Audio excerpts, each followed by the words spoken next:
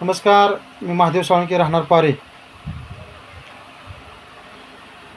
2024ची विधानसभेची निवडणूक जवळपास आलेली असून खानापूर, आटपाडी आणि विसापूर सर्कलमधून अनेक उमेदवार माझ्यासहित निवडणुकीच्या मैदानात येत आहेत.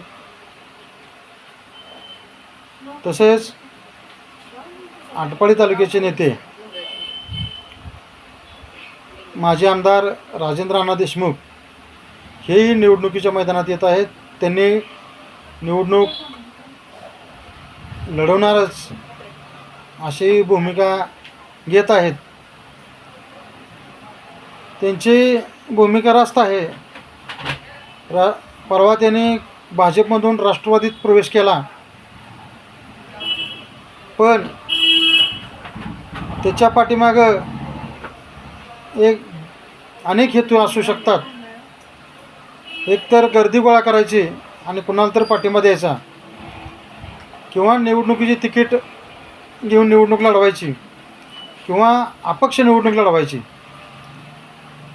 पण मतदारसंघात अशी चर्चा आहे की राजेंद्रांना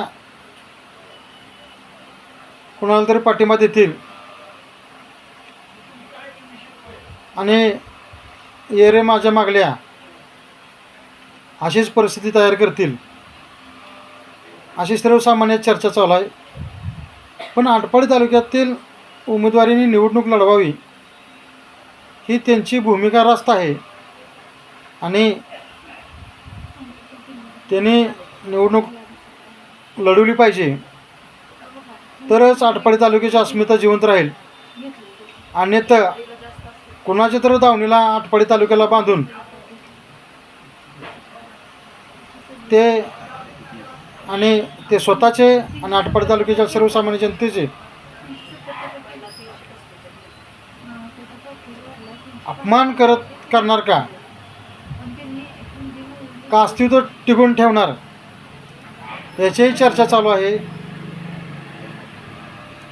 निवडणूक लढवावी ही त्यांची रास्त भूमिका आहे.